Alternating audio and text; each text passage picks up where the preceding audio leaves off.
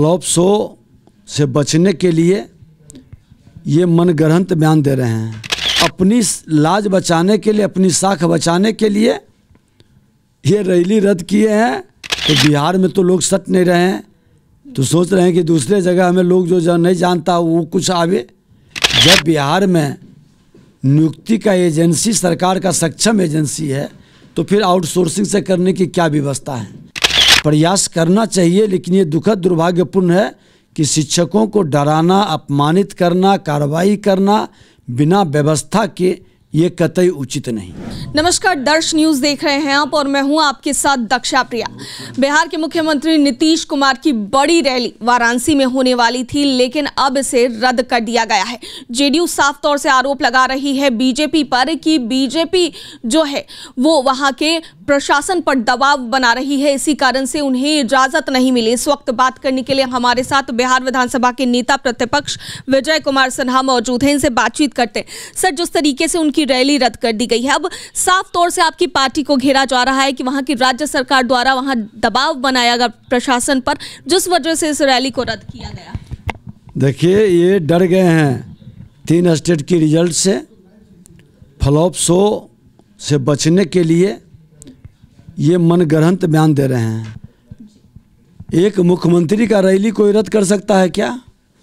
और रद्द करेगा तो वहाँ के प्रशासन, वहाँ के शासन, वहाँ के मुख्यमंत्री से बात करेगा, अनुमति मिलेगी। ये स्थान नहीं तो दूसरे स्थान, उसकी व्यवस्था बनेगी। लेकिन ये अपनी लाज बचाने के लिए, अपनी साख बचाने के लिए ये रैली रद्द किए हैं। दबाव भी बनाते हैं, अब बैक भी होते हैं। तो ये इनकी मंशा को लोग जानता है। लेकिन उन लोगों का साफ तौर से कहना है कि सीएम नीतीश कुमार जहां जाते हैं वहां पर भीड़ खुद ब खुद जुट जाती है। क्या भीड़ जुट रही है? बिहार के लोग उसके प्रमाण हैं। और बिहार में लोग देख रहा है कि जब से इन्होंने जंगल राज को जनता राज कहा और वो गुंडा राज में तब्दील हो गया, हत्या, अपहरण, लूट, बलात्कार, भ्रष्टाचार का बीमारी, महामारी में तब्दील हो गई, तो लोग देख रहा है कि इनसे कितनी दूरी बना रहा है कि उस महामारी के चपेट में मैं भी ना आ जाऊं। तो बिहार में तो लोग सट नहीं रहे हैं, तो सोच रहे हैं कि दूसरे जगह हमें लोग जो नहीं जानता वो कुछ आवे। लेकिन पूरा देश अब जानने लगा है।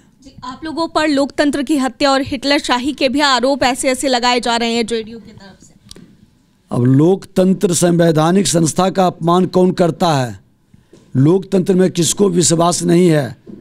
संवैधानिक संस्था पर बैठे हुए लोगों का हमेशा अपमान किसने किया है पूरा बिहार और पूरा देश जानता है। जो वंशवाद, परिवारवाद से बाहर नहीं निकलते हैं, भ्रष्टाचार से बाहर नहीं निकलते, संविधान का सम्मान नहीं करते, वैसे लोग इस तरह के बयान देते हैं। यह दुखद और दुर्भाग्यपूर्ण है। सर, आपने प्रेस कॉन्फ्रेंस में कहा कि बिहार विधानमंडल में जो भी बहालियां हुई हैं उसमें बड़े पैमाने पर भ्रष्टाचार हुआ है। मैंने डिटेल में वहाँ बताया भी है, और ये खुल करके भ्रष्टाचार चरम पर पहुँचा है। इसका दूरगामी असर पड़ेगा और एक संवैधानिक संस्था की गरिमा भी गिरेगी। नियुक्ति में जब निगरानी की टीम पहले भी जांच की है, इस तरह के प्रक्रिया पर रोक लगाई है। जब बिहार में नियुक्ति का एजेंसी सरकार का सक्षम एजेंसी है तो फिर आउटसोर्सिंग से करने की क्या व्यवस्था है? और वो भी एक अक्षम एजेंसी से।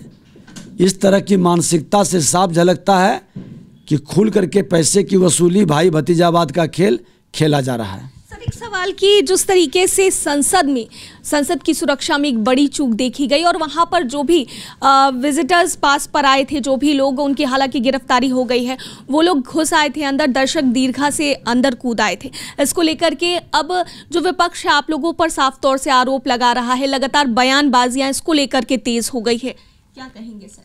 देखिए, जो दर्शक दीर्घा में आए, किनके द्वारा आए, पूरी जांच की प्रक्रिया चल रही है और उसको और अब सख्त किया जाएगा। क्योंकि लोग अपने कर्म से अपनी विश्वसनीयता को घटा रहे हैं। अब हम जनप्रतिनिधि हैं, विधायक हैं, और मैं ही गलती कर बैठूं या हमारी ही लापरवाही, गैर जिम्मेदारी के कारण इस तरह का खेल हो, तो ये दुखद दुर्भाग्यपूर्ण है।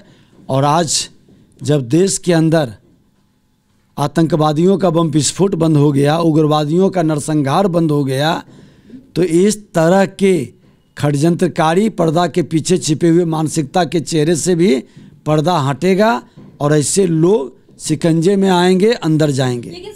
विपक्ष ट्रायल किया है और विपक्ष की मंशा सफल नहीं होगी। विपक्ष को कोई मुद्दा नहीं मिलता है तो मुद्दा को क्रिएट करने का प्रयास करता है और फिर खुद उस मुद्दे में आप स्वयं को ही भस्म कर लेते हैं। सर, एक आखिरी सवाल के पाठक को लेकर उनके अलग अलग आदेश बार बार जारी हो रहे हैं, जिससे जो शिक्षक है वो काफी ज्यादा परेशान हो गए हैं और इस्तीफा भी दे रहे कई शिक्षक। देखिए, शिक्षकों का अपमान और हतोत्साहित करना बिहार के भविष्य के साथ खिलवाड़ होगा। पढ़ाई हो, ढंग से पढ़ाई हो, आप फैसिलिटी दिए बिना आमूलचूल परिवर्तन करना चाह रहे हैं, प्रयास करना चाहिए। लेकिन ये दुखद दुर्भाग्यपूर्ण है कि शिक्षकों को डराना, अपमानित करना, कार्रवाई करना बिना व्यवस्था के ये कतई उचित नहीं। चलिए, बहुत बहुत धन्यवाद सर हमसे बात करने के लिए। तो ये थे हमारे साथ नेता प्रतिपक्ष विजय कुमार सिन्हा, जिनसे हम बातचीत कर रहे थे। जिस तरीके से सीएम नीतीश कुमार की रैली वाराणसी में अब रद्द कर दी गई है, इस पर इनकी क्या प्रतिक्रिया थी वो आपने सुना। दर्श न्यूज में फिलहाल के लिए इतना ही। बने रहिए हमारे साथ देश और दुनिया की तमाम खबरों के लिए। कैमरा पर्सन ऋतिक के साथ मैं दक्षा प्रिया, दर्श न्यूज पटना।